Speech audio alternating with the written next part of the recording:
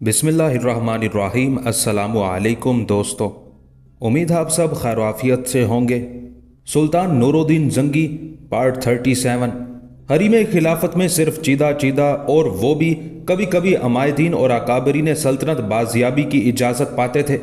किसी गैर मुल्की का कसरे खिलाफत में दाखिले का तसव्वुर भी नहीं किया जा सकता था, लेकिन शाह मालिक ने अपनी तरफ से सिफारत के लिए ह्यू ऑफ कबारिया और टेम्पलर जॉफरी को नामजद किया और मलिक शावर को हुक्म दिया कि वो उन दोनों ईसाइयों को खलीफा के सामने पेश करके मुआहदे पर उनकी मंजूरी हासिल करें। किसी गैर मुल्की का कसरे खिलाफत में दाखिला एक अजीब सी बात थी, लेकिन उस पर मलिक शावर की वजारत का दारोमदार था, इसलिए उसने खलीफा की खुशामद दरामद करके इजाज़त हासिल कर ली। तारीख मुकर्रा पर दोनों ईसाई नाइट वज़ीर आज़म मिस्र मलिक शावर की रहनुमाई में तमाम मशरकी आदाब को मलहूज रखते हुए महल में दाखिल हुए। फिर दरवाज़ों और बरामदों से गुजरकर वो एक वसी सहन में पहुंचे। उस जगह शमशीर जन सोडानी पहरेदारों ने उन्हें सलामी दी। उस सहन के इर्द गिर्द संगे मरमर के सतूनों पर मेहराबें लगी हुई थी। छतें सोने से मुरस्सा और मुख्तलिफ रंगों से मुज़य्यन थी। फर्श पर पचिकारी का काम था। ह्यू और जॉफरी दोनों नाइट थे। उन्होंने ये शानो शौकत और आराइश व ज़ेबाइश कहाँ देखी थी। वो आंखें फाड़ फाड़ के देखते और महवे हैरत रह जाते थे। उन्हें यहाँ संगे मरमर के फवारे और किस्म किस्म के रंग बरंगे परिंदे दिखाई दिए। ऐसे परिंदों का मगरबी ममालिक में नाम तक न होता था। एक नफीस और खुशनुमा हाल में अनवाउ अकसाम के परिंदे दिखाई दिए, जिन्हें मुसव्विर का दस्ते जादू असर ही बना सकता था, या फिर किसी शायर का तसव्वुर इख्तरा कर सकता था, या उसे फिर उसका तसव्वुर किया जा सकता और आलम ख्वाब में ही देखा जा सकता था। उस हाल में ऐसे ऐसे नवादिर सजे हुए थे जो सिर्फ मशरिक और जनूब ही में पैदा होते थे और मगरिब उनसे यकसर महरूम था। फिर वो बहुत सी भूल भुलैयों से गुजरकर उस हाल में पहुंचे जहां तख्ते शाही था। खुद्दाम और हाशिया बरदार जर्क बर्क लिबास में अदब से खड़े थे। उन्हें देख के खलीफा की शानो शौकत का अंदाज़ा किया जा सकता था। यहाँ वज़ीर आज़म मलिक शावर ने अपनी कमर से 3 बार तलवार खोली और जीन तक झुक के आदाब बजा लाया। उस वक्त सोने और मोतियों से मुरस्सा चिलमन यकायक हट गई और एक खालिस सोने के तख्त पर शहाना लिबास जेबतन किए फातमी खलीफा अल आजिद जलवा अफरोज नजर आया। वज़ीर आज़म ने बसद अदब व एहतराम दोनों ईसाई सरदारों को खलीफा के हजूर में पेश किया। अमीरुल मोमिनीन ह्यू और टेम्पलर जॉफरी हमारे खलीफा मालिक शाह यरूशलेम की सिफारत की हैसियत से दरबार आली में हाजिर हुए हैं। मलिक शावर दबी जबान में ठहर ठहर के कह रहा था, शाह मालिक ने शामी लश्कर के खिलाफ 2 मरतबा हमारी मदद की है और उन्हें मिस्र छोड़ने पर मजबूर किया है।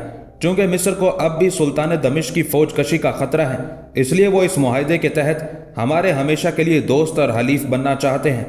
उसके बाद मलिक शावर ने मुआहदे की तफसीलात बयान की। खलीफा सर झुकाए सुनता रहा। किसी वक्त एक नज़र मलिक शावर या ह्यू और जॉफरी पर डाल लिया करता था। फातमी खलीफा का नाम अब्दुल्ला बिन यूसुफ बिन हाफिजुद्दीनुल्लाह और लकब आजिदुद्दीनुल्लाह था। वो गंदमी रंग का एक खूबसूरत नौजवान था और बचपन से निकल के जवानी में पहला कदम रख रहा था। मुसलसल बीमारी की वजह से उसका खूबसूरत चेहरा मुजमहिल हो रहा था, फिर भी उसमें एक शहाना वकार झलकता था।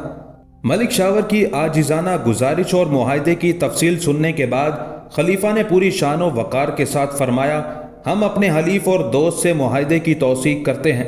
ह्यू ने उसके जवाब में कहा, हम दोनों इमालरिक शाह यरूशलेम की तरफ से काबिल एहतराम खलीफा का शुक्रिया अदा करते हैं और उम्मीद करते हैं कि खलीफा मोहतरम इजहार वफादारी के सबूत में अपना हाथ हमारी तरफ बढ़ाएंगे। उसके साथ ही ह्यू ने अपना हाथ आगे कर दिया। फातमी दरबार में ये एक बड़ी गुस्ताखी थी कि कोई शख्स उससे मुसाफे की दरख्वास्त करे। दरबारियों के चेहरे मुतगय्यर और मलिक शावर का चेहरा फीका पड़ गया। उसने दरबारियों के चेहरे पर गुस्से के आसार देखे तो डरा कि कोई दम में पूरा मामला दरहम बरहम हो जाएगा और क्या पता कि इन सफीरों का क्या हशर हो। उस वक्त खलीफा ने कमाल मतानत और बुर्दबारी का सबूत दिया और अपना दायां हाथ ह्यू की तरफ बढ़ा दिया। ह्यू ने खुश होकर खलीफा से हाथ मिलाना चाहा, मगर जब उसकी नज़र खलीफा के हाथ पर पड़ी तो उसने अपना आगे बढ़ा हुआ हाथ जरा पीछे खींच लिया। खलीफा के हाथों पर दस्ताने चढ़े हुए थे, जिन्हें देखकर ह्यू चौंका। आखिर उसने उसका इजहार कर दिया। आली मकाम खलीफा मोहतरम शाहों और खलीफाओं की नेक नियति और सदाकत बेलाग हुआ करती है। ان کے درمیان میں کوئی چیز حائل نہیں ہوتی، یہ باریک دستانہ خلیفہ محترم کی صداقت میں کیوں حائل ہو رہا ہے؟ درباریوں کی تیوریاں ایک بار پھر چڑھ گئیں اور یوں معلوم ہوا جیسے اب کچھ ہو جائے گا، لیکن خلیفہ نے اس موقع پر بھی تدبر کا ثبوت دیا۔ اس نے زہر خند کے ساتھ دستانہ اتارا اور ہاتھ ہیو کی طرف بڑھایا۔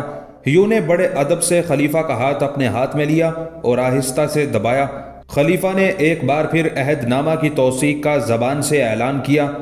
مغربی مورخ اسٹینلے لین پول نے اس جگہ یہ بھی لکھا ہے کہ خلیفہ نے قسم کھا کر عہد نامہ کی تعمیل کا وعدہ کیا۔ یہ بات محل نظر ہے۔ بہرحال جو کچھ ہوا اس کا ذمہ دار ملک شاور تھا، جسے سوائے اپنے مفاد کے اور کچھ سوچتا ہی نہ تھا۔ اس معاہدے سے یہ ظاہر ہو گیا کہ ملک شاور اور اس کے حواریوں نے یہ فیصلہ کر لیا تھا کہ وہ مصر پر عیسائیوں کا قبضہ تو منظور کرتے تھے، لیکن انہیں مصر پر سلطان بغداد کا قبضہ کسی صورت گوارا نہ تھا۔ ضمیر فروش ملک شاور کا چہرہ سپاٹ تھا، لیکن وہ دل میں خوش تھا کہ معاہدے کی توثیق ہو گئی اور اس کے اس عمل سے اس کی وزارت ایک بار پھر بچ گئی۔ لیکن فاطمی خلیفہ کے چہرے پر اضطرابی کیفیت تھی۔ وہ معاہدے کی منظوری اور توثیق کے بعد بھی مطمئن نظر نہ آتا تھا اور اس کے چہرے کی پیلی رنگت کی تہ میں ایک طرح کا کرب کروٹیں لے رہا تھا۔ فاطمی خلیفہ کا کرب اور اضطراب بجا تھا۔ عیسائی بادشاہ نے ان سے سب کچھ چھین لیا تھا۔ قاہرہ میں نصرانی لشکر کا قیام، شہر پناہ کے دروازوں پر نصرانی پہرا، قاہرہ میں بھی نصرانی مشیر کی موجودگی، اور پھر اسے حسن کارکردگی کا نام دے کر مصر کی قسمت میں 1,00,000 دینار سرخ کا خراج لکھا جانا ایسا نہ تھا جس کی کسر خلیفہ نے محسوس نہ کی ہو۔ اس معاہدے کے عام ہوتے ہی عوام اور خاص میں بے چینی پیدا ہو گئی۔ پھر لطف یہ کہ نصرانی سردار اس معاہدے کو کوئی وقت نہ دے رہے تھے۔ نصرانی لشکر میں بے چینی کے آثار پیدا ہوئے تو شاہ امالرک بہت پریشان ہوا۔ بعض سرکردہ نائٹ کھلم کھلا اس معاہدے کی مخالفت کر رہے تھے۔ شاہ یروشلم نے مجبور ہو کے ایک اعلیٰ درجے کی مجلس مشاورت منعقد کی، جس میں مصر میں تغیرات، نصرانی فوجوں کے بارے میں تفصیل گفتگو ہوئی۔ سردار اور نائٹ چہرے اور زبان سے بڑے برافروختہ معلوم ہوتے تھے۔ شاہ امالرک نے انہیں ٹھنڈا کرنے کے لیے کہا، مصر پر ہم پوری طرح قابض ہو چکے ہیں۔ قاہرہ میں ہمارا سیاسی مشیر موجود ہے۔ شہر کے دروازے پر ہمارے لشکریوں کا پہرا ہے۔ قاہرہ کے اندر اور باہر ہماری فوج پھیلی ہوئی ہے۔ اس قبضے کے بعد ہمارا دوسرا قدم یہ ہونا چاہیے کہ ہم اپنی شمالی سرحدوں کو مضبوط کریں۔ دمشق سے ہماری سرحدوں کو شدید خطرہ ہے۔ نور الدین کی طاقت روز بروز بڑھ رہی ہے اور اس کے تدارک کے لیے ہمیں اس سے فیصلہ کن جنگ کرنا ہوگی۔ ایک سردار جس کے تیور کچھ زیادہ ہی بگڑے تھے، اس نے بے دھڑک کہا، شاہ کو شمالی سرحدوں کی فکر ہے اور میں جنوب میں خطرے کے بادل امڑتے دیکھ رہا ہوں۔ نئے معاہدے میں سب باتیں تو موجود ہیں، لیکن اس غدار وزیر اعظم کا کوئی تدارک نہیں کیا گیا، جو ہمیشہ دوہری چال چلتا ہے۔ ایک طرف تو وہ ہمیں بیوقوف بناتا ہے اور دوسری طرف دمشق کے سلطان سے ساز باز کرتا ہے۔ شاہ مالری کو اس کا اکھڑ لہجہ بہت ناگوار گزرا۔ اس نے بھی سخت لہجہ اختیار کیا۔ ہماری سمجھ میں نہیں آتا کہ ہمارے وفادار ایک بیوقوف آدمی سے اس قدر خوف زدہ کیوں ہیں۔ ملک شاور کو صرف خود کو وزیر اعظم مصر کہلانے کا شوق ہے اور وہ قاہرہ کی دارالوزارت میں رہنے کا خواہش مند ہے۔ اس کے تمام اختیارات سلب کیے جا چکے ہیں۔ مصر پر ہمارا مکمل قبضہ ہے، پھر مصریوں کو خام خواہ چھیڑنا کہاں کی عقل مندی ہے۔ ہیو نے درباریوں کے بگڑے تیور دیکھے تو فوراً دخل دیا۔ شاہ یروشلم جو فرما رہے ہیں وہ بھی درست ہے، لیکن سرداران فوج مصریوں کی طرف سے جو غیر یقینی کا خطرہ محسوس کر رہے ہیں اس پر بھی توجہ دینی چاہیے۔ میرا خیال ہے کہ شاہ یروشلم اور وفادار سردار دونوں ہی مصر پر مکمل قبضہ چاہتے ہیں تاکہ آئندہ کسی قسم کا خطرہ باقی نہ رہے۔ اس کی ایک بہترین صورت یہ ہو سکتی ہے کہ ملک شاور کو وزارت سے معزول کر دیا جائے۔ ایک نائٹ نے بپھرے لہجے میں کہا، ہیو نے درست فرمایا، مصر کے لیے ہم نے بہت خون دیا ہے۔ مصر دراصل ہمارے لیے ایک ناسور بن گیا ہے جس کا فوری خاتمہ بہت ضروری ہے۔ شاہ مالری کو شاید غصہ آ گیا۔ اس نے تیز آواز میں کہا، ہماری سمجھ میں نہیں آتا کہ مصر پر قبضے سے کیا مراد ہے۔ قاہرہ اور فسطاط میں ہماری فوج موجود ہے، شہر پناہ پر ہمارا قبضہ ہے۔ ہمارے سیاسی مشیر سے مشورے کے بغیر ملک شاور ایک قدم نہیں اٹھا سکتا۔ قبضہ اور کس چیز کو کہتے ہیں؟ ہر چیز پر تو ہمارا قبضہ ہے۔ ہیو نے پھر دخل دیا۔ اس نے سرداروں اور نائٹوں کی باتیں سن رکھی تھی۔ اسے معلوم تھا کہ شاہ یروشلم نے نائٹوں کی بات نہ مانی تو حالات دیگرگوں ہو سکتے ہیں۔ شاہ محترم، ہیو نے ٹھنڈے لہجے میں کہا، ہمارے بہادر سرداروں اور نائٹوں نے مصر کے لیے بہت خون بہایا ہے، اس لیے وہ مصر پر مکمل قبضے کے خواہش مند ہے، ایسا قبضہ جس میں مصر کے کسی شخص کا کوئی دخل نہ ہو۔ اگر سرداروں کی یہی خواہش ہے تو پوری کر دی جائے گی۔ شاہ مالک نے غصے سے جواب دیا، لیکن خاموش دریا کی لہروں میں تلاطم پیدا کرنے سے الٹا اثر بھی ہو سکتا ہے۔ ایک نائٹ نے اس کا صاف الفاظ میں جواب دیا، شاہ محترم نے ہمیشہ تلوار کے زور پر حکومت کی ہے، ہم چاہتے ہیں کہ مصر پر بھی طاقت کے زور پر بھرپور حملہ کر کے قبضہ کیا جائے اور تلوار کی زبان سے مصریوں کو بتایا جائے کہ وہ شاہ یروشلم کے غلام ہیں اور انہیں غلاموں کی طرح رہنا ہوگا۔ شاہ یروشلم کے لیے اس کے سوا اور کوئی چارہ نہ رہ گیا تھا کہ وہ اپنے لشکریوں کی ضد کو تسلیم کرے اور پرامن مصریوں کو ایک آفت ناگہانی سے دوچار کر دے۔ یروشلم میں ہونے والا یہ فیصلہ شیرکو اور شاہ یروشلم کے درمیان ہونے والے معاہدے کے تقریباً 6 ماہ بعد ہوا۔ اس دوران میں نصرانیوں نے مصریوں پر خوب مشق ستم کی تھی۔ شہر پناہ کے دروازوں پر نصرانیوں کا قبضہ تھا، وہ ہر آنے جانے والے کی تلاشی لیتے اور اسے اس قدر پریشان کرتے کہ وہ پہرے داروں کو رشوت دینے پر مجبور ہو جاتا۔ اس سے ایک طرح تو رشوت کا بازار گرم ہوا اور دوسری طرف قاہرہ میں مقیم نصرانی لشکریوں نے شہر میں لوٹ مچا دی۔ وہ جس دکان سے جو چیز چاہتے اپنے باپ کا مال سمجھ کر اٹھا لے جاتے۔ نصرانیوں کی اس لوٹ مار سے مصری چند ہی دنوں میں تنگ آ گئے۔ دارالوزارت پر ہر دم فریادیوں کا ہجوم اکٹھا رہتا۔ ملک شاور کے علاوہ اس لوٹ مار اور ظلم کی داستان فاطمی خلیفہ تک پہنچ گئی تھی۔ اسے عوام سے اگرچہ کوئی ہمدردی یا واسطہ نہ تھا، لیکن اس دفعہ اس نے اسرائیلیوں اور مصریوں کے معاہدے کی توثیق اور تصدیق کی تھی، اس لیے وہ ظلم و زیادتی کا ذمہ دار خود کو سمجھتا تھا۔ اس نے ملک شاور کو حریم خلافت میں طلب کر کے سخت باز پرس کی۔ ملک شاور مصر میں نصرانی سیاسی مشیر کے پاس گیا اور وہاں بہت رویا گایا، لیکن کوئی سنوائی نہیں ہوئی۔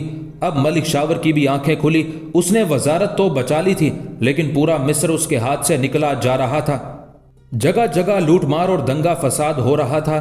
مصری عوام بغاوت پر آمادہ ہو رہے تھے اور انہوں نے اسرائیلی فوجیوں پر حملے شروع کر دیے تھے۔ یہی وہ وقت تھا نصرانی نائٹوں اور سرداروں نے مصر پر پورے تسلط کا مطالبہ کیا اور شاہ یروشلم کو ان کے اس مطالبے پر گھٹنے ٹیکنے پڑے۔ ایک افواہ یہ بھی گردش کر رہی تھی کہ ملک شاور نے دمشق سے رابطہ قائم کر لیا ہے اور بہت جلد شامی لشکر مصر کی جانب روانہ ہونے والا ہے۔ جب اس سلسلے میں ملک شاور سے پوچھ گچھ کی گئی تو وہ صاف انکار کر گیا، حالانکہ اس نے شیرکو کے پاس ایک سفارت بھیجی تھی اور شامی فوج کو مصر آنے کی دعوت دی تھی، لیکن شیرکو نے سلطان دمشق کے حکم کے مطابق ملک شاور کی کوئی مدد کرنے سے صاف انکار کر دیا تھا۔ ایک بیان کے مطابق فاطمی خلیفہ آزد نے بھی ایک خط کے ذریعے سلطان سے مدد کی درخواست کی تھی، لیکن سلطان اس درخواست کو ٹال گیا تھا۔ مصر پر نصرانی قبضے کا فیصلہ ہو چکا تھا۔ شاہ یروشلم بھی اس بات پر راضی ہو گیا کہ اس روز روز کی لڑائیوں سے یہی بہتر ہے کہ لڑائی کی جڑ یعنی مصر کی حکومت کا ہی خاتمہ کر دیا جائے اور اس وسیع اور زرخیز خطہ ارض کو سلطنت یروشلم میں شامل کر لیا جائے۔ اس کے ذہن میں یہ بات بھی تھی کہ مصر پر یروشلم کے قبضے سے ممکن ہے سلطان دمشق طیش میں آئے اور وہ مصر کو بچانے کے لیے لشکر بھیجے۔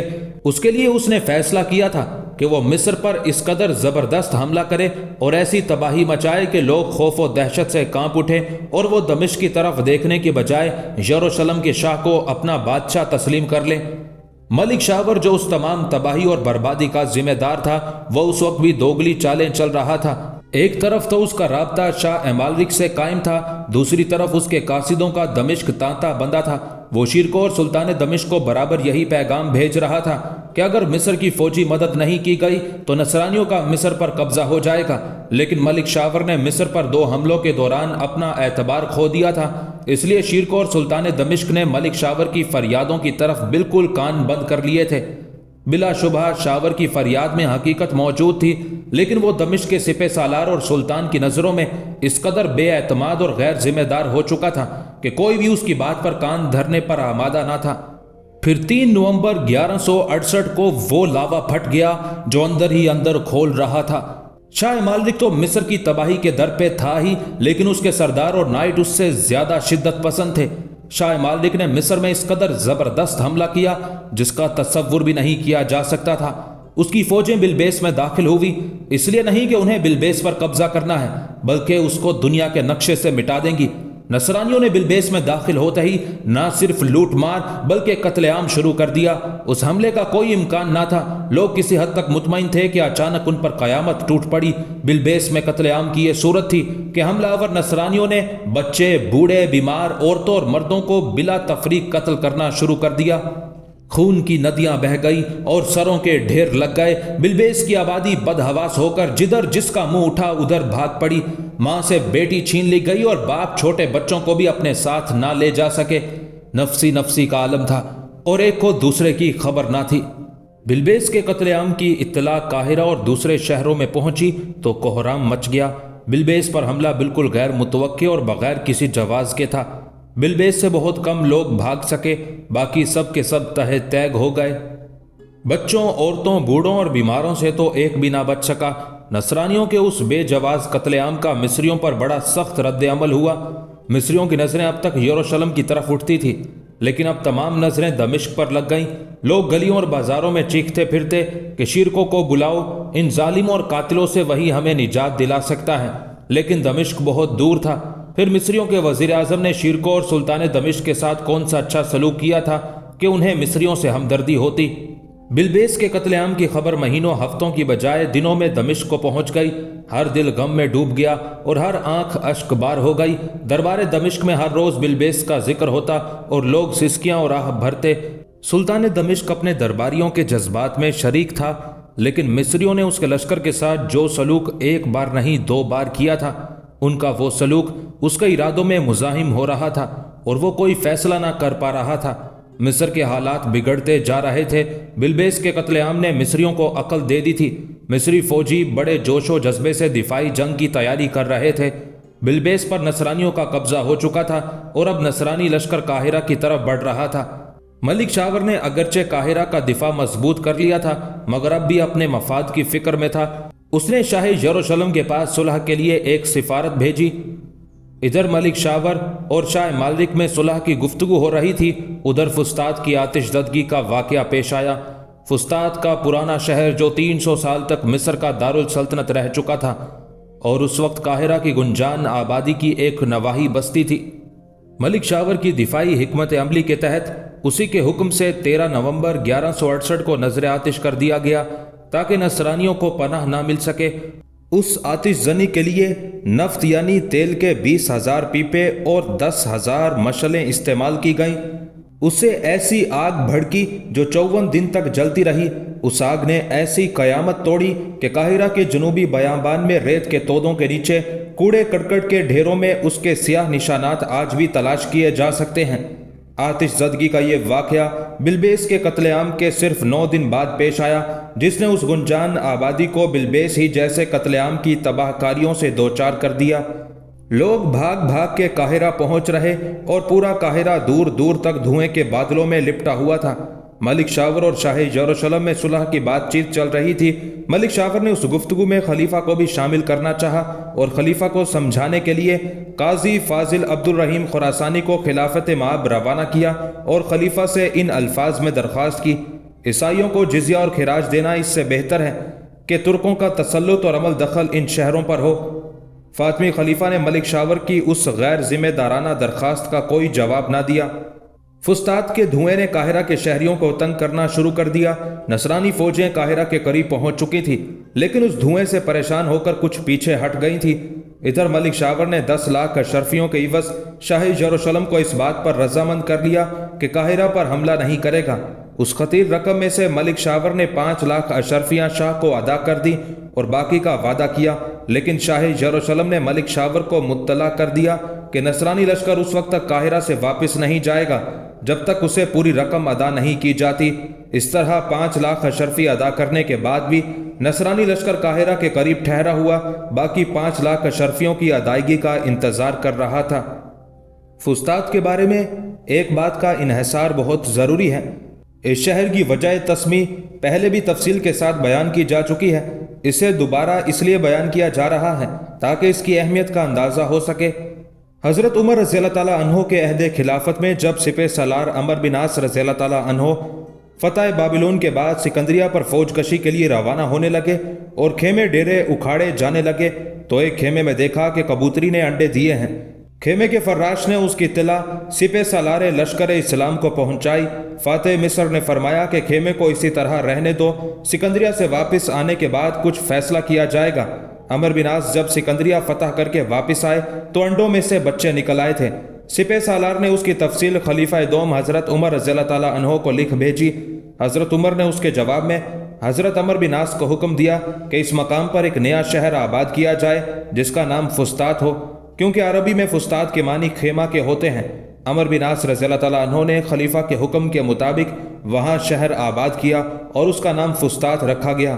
عین اس مقام پر جہاں خیمہ نصب تھا وہاں ایک وسیع مسجد کی تعمیر کی گئی جو مسجد عمر کہلائی۔ فسطاط کی آتش زدگی نے جامع عمر کو بھی شدید نقصان پہنچایا۔ پھر جب اس قدیم اور متبرک شہر کی تباہی کی خبر سلطان دمشق نور الدین زنگی کے دربار میں پہنچی تو اسے اور اس کے درباریوں کو اس سے سخت صدمہ پہنچا، جبکہ اس شہر کو اس شخص نے جلانے کا حکم دیا تھا جو خود کو مصر کا مسلمان اور وزیر اعظم کہلاتا تھا۔